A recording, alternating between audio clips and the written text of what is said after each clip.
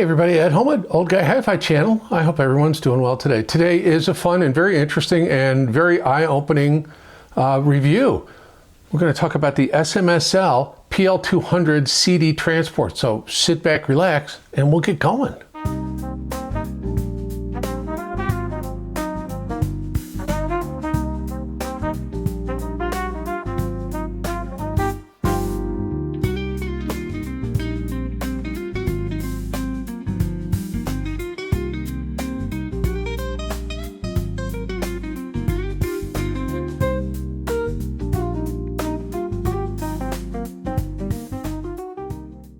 Well, big shout out to P.A.S.S Audio for loaning me the PL200 for the review. They did provide the unit, but all my thoughts and opinions and conclusions on it are my own. So again, a big shout out to P.A.S Audio. There, in the spirit of full disclosure, there will be an affiliate link to this product in the pinned comment and in the video description. If you are so inclined to obtain one, you can do it that way. The S.M.S.L PL200 T is a $500 CD transport. This is not a CD player. It only reads the data off the disk to output it via one of the digital connections on the back to go to an external digital analog converter. So all it's doing is reading the disks. This one is actually put together really well. It's built out of, very nicely made out of machined aluminum, really well constructed, good feel, good knob feel, good everything. It just feels like a high quality piece, especially at the money. Now, S.M.S.L had apparently has spent the last 2 years developing a new kind of laser reading system, or CD, pull information off the CD system called P.A.S.S, or Precision Access Servo System, because remember, the laser is controlled by a servo. So the idea behind it, there's three things that P.A.S.S focuses on. That is precise disk reading. Now remember, disk spins from the inside out, and I think at its maximum speed it's spinning about 600 RPM.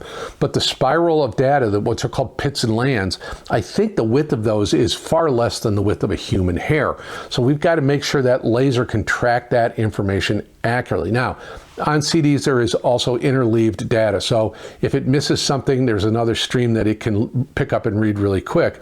But the more precise it can read all of those pits and lands, ones and zeros, off the disk, the cleaner that signal is going to your DAC and better resolution you'll get on that end.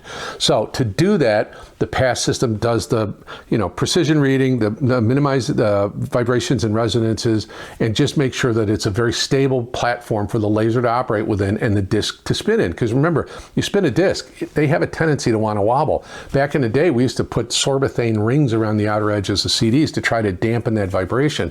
But their CDs aren't perfectly balanced, so they're also vibrating a bit. And that's one of the nice things about this. And I'll show it to you when we do look at the unit itself up close. But it's got a little magnetic puck that holds that disk down, and then on top of that, we're going to put a plate that holds everything in place to try to keep that disk from vibrating while it spins.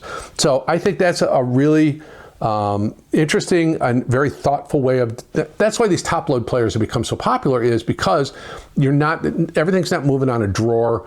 Drawers can vibrate. Most of them are made out of fairly inexpensive, kind of cheapy plastic. I like the top load. I just think it's more stable. Maybe it's just a feel thing. Maybe it's just in my head. But anyway, so let's do this. Let's look at the front panel. We'll look at the back panel. I'll open it up. We'll look inside, and then I'll come back and tell you my thoughts. Well, here we are looking at the front panel of the S.M.S.L PL200 T, and you can see you got a red power light. It just shows it's in standby mode.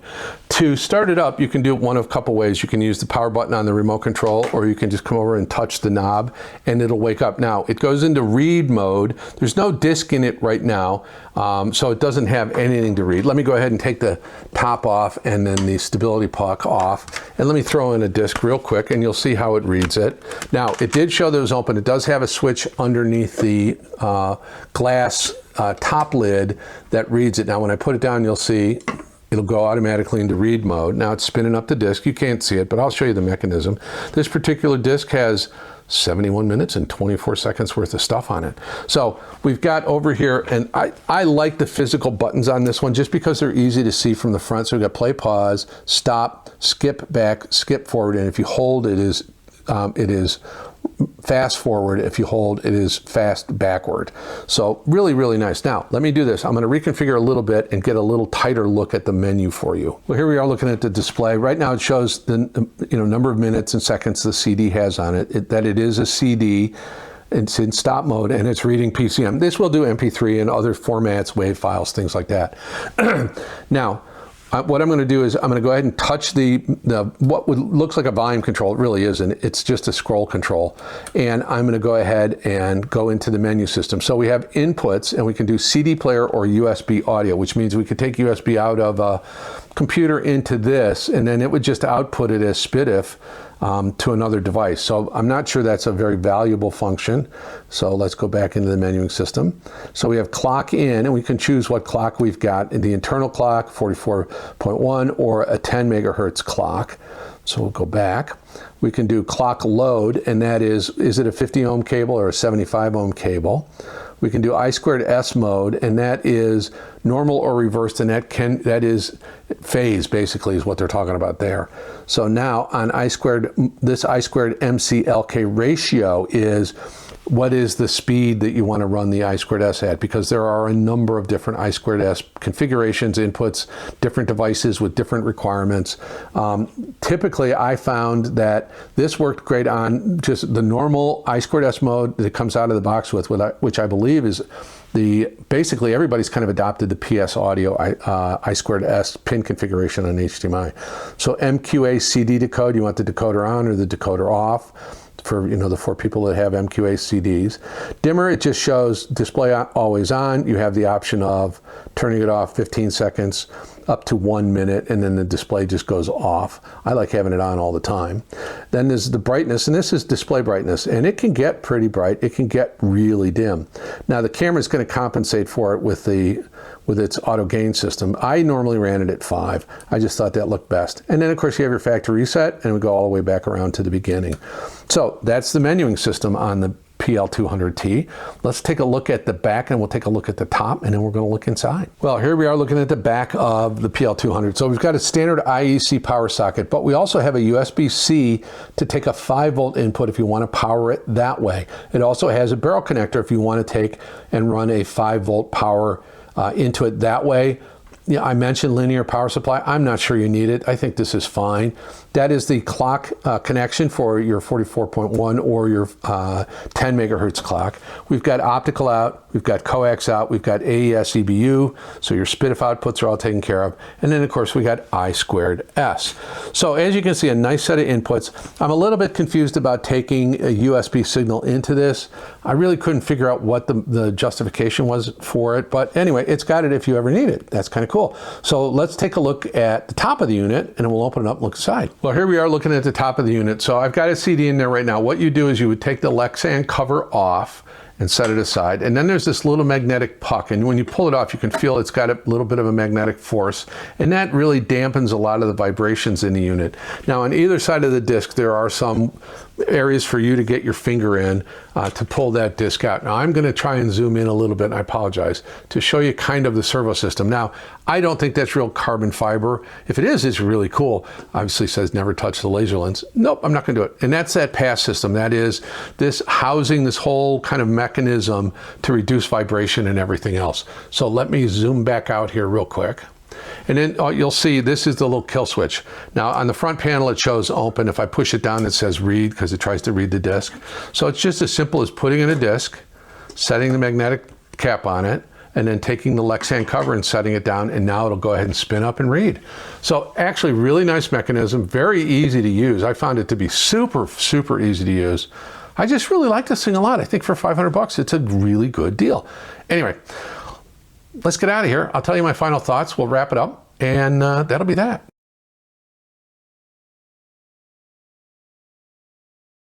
So what did I think of the PL200 T? I really like this thing. It's got a great display, as you saw. It's readable from my easy chair. The remote operates very cleanly, very quickly, very nice, got some good functions on it. Overall, I thought it did its job well, and that was to spin the disc and extract the data as accurately as possible, just like a turntable. Although with a turntable, obviously you're hearing the needle, that's the first link in the chain as far as sound. With this, it's the laser and its ability to read that spiral of pits and lands on the disc as accurately as possible, and I felt like I was getting that. I had a lot of CDs, and I was listening to some CDs that I know that honestly I hadn't listened to for a while, since at one point I had, and I got behind the door behind me, I got a whole bunch of old Harman Kardon CD players from, you know, when we had the stores. And you know, the last time I really sat and listened to CDs like that, they weren't as clear. There was information. I felt like I was getting a better picture or a look into the music, a deeper look into the music with the outboard CD transport than I typically got from a traditional CD player. Let me leave it at that. So yeah, I thought it did its job really, really well. And the fact that I could connect it in a number of different ways using the I2S out to go into the live harmony.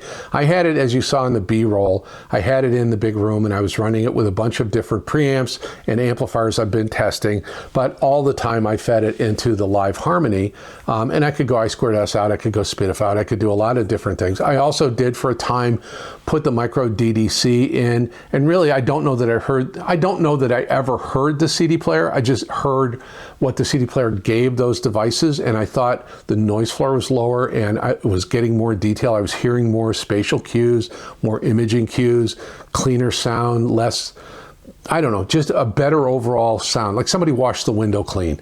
It felt much better than that. I would love, and I don't know that I'm going to have the opportunity to, I would love to try to connect an external clock to it, because it will take a 44.1 kilohertz clock or a 10 megahertz clock, and you can do either a 50 ohm cable or a 75 ohm cable depending on your clock.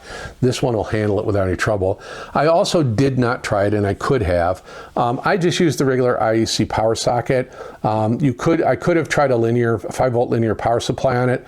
I just thought, I don't know that I really need to, because the power supply in this is just basically, you know, it's being stepped down, and if it's a switch mode power supply, it's not going to induce any noise into the system, because it's just running a motor and it's just running the laser, and then it's just running the chips and so forth, and they can be buffered and everything else to output the digital signal. So putting an external power supply in this, I don't know if I would recommend that. I'm not sure you'd get much benefit out of it. It worked really well the way it was. So I know some of you guys are going to ask me, and I've got it sitting right here, how does it compare to the Shanling ET3 CD player, transport, excuse me. As a CD transport only, if that's all you're doing is just playing 1644, I'm not sure there's any difference between the two. They both do an excellent job of extracting the information off the CD. Where the ET3 has a leg up is it's got Bluetooth if you need it. It's got the ability to have some network functions. It has the ability to be operated by an app, which I can never get working properly. It also has the ability to upsample. So I can take a standard 1644 CD and I can upsample it all the way to 768 on PCM if I want to, or DSD 512. So that circuitry and the ability to do that, I think, it certainly, in my mind, justifies the extra cost for the Shanling. They're both very well constructed. They both perform extraordinarily well as CD transports. I think just the difference becomes the feature set and whether or not you want to have the ability to upsample your CDs to a variety of different sample rates, and that's really it. So both are very good. I like them both. I will give this a big benefit. The display on this was way easier to read from my easy chair. I really, really did like that a lot. The remote was more responsive. The Shanling remote honestly isn't particularly responsive. And part of it is my problem because I've got it behind a glass door in the rack usually. So maybe that's that. But anyway, this really good. You know what, if you don't want to do oversampling, or if you want to do the oversampling in your DAC, or you want to do oversampling in a DDC, then this is perfect. At $500, this is a good, really nice deal. If you want to be able to do the oversampling in the transport itself, maybe you're using an older style DAC or something, maybe just personal preference, then the Shanling's the way to go. But for $500, I think if push came to shove, I'd probably choose this over the Shanling just because I'd save myself a couple of $100 and I could read the display and the remote worked really well. So anyway, that is the S.M.S.L PL200 T. Well, big shout out to P.A.S.S Audio for loaning me the PL200 for the review. They did provide the unit, but all my thoughts and opinions and conclusions on it are my own. There, in the spirit of full disclosure, there will be an affiliate link to this product in the pinned comment and in the video description. Well, hopefully you enjoyed that video. Hopefully you'd be willing to give me a like and your subscription. That would help a lot. Thank you so much to my members, my subscribers, and my viewers. You guys are wonderful and you treat me really well, and I appreciate that so much. As I mentioned, there will be an affiliate link in the pinned comment and in the video description for this product. There will also be a membership link in the pinned comment and the video description if you are so inclined to do so. There are some affiliate links in the video description. I didn't do any music on this one because, again, it's just a transport. It's like trying to tell you how a record player sounds. You have to hear it. And if you're not a big CD collector, that's fine. And if you are a big CD collector, you'll love this thing because it extracts the data really well. So anyway, comment, let me know what your thoughts are. Are you in the market for a CD transport? I've got a couple here. I will say one quick thing. I don't know if I mentioned it previously because I shoot these things out of sequence sometimes. I'm a big fan of the top load versus the slot load or versus a drawer load. And the only reason is there's far less mechanical stuff to go wrong over the long term. I also think that the top load is more stable because of the weight on top rather than the disc being lifted off the drawer and sandwiched into a cheap little bearing thing, or the slot loads, which I don't know if the rollers grab the surface of the disc and can mar the surface. I'm not sure of that. I'm a little skeptical of it. But anyway, I like the top loaders best of all. So comment, let me know your thoughts on that stuff. I think that's everything I need to say. Yep. Please like, subscribe, comment, follow me on Instagram. I'll post something up there about this soon. That's it. My name is Ed Homewood. This is the Old Guy Hi-Fi channel, and it's now, as I always tell you, it is your responsibility to yourself to sit back, put on some beautiful music, relax, and just enjoy the rest of your day. You gave me a lot of your time, and I appreciate it. Thank you so much.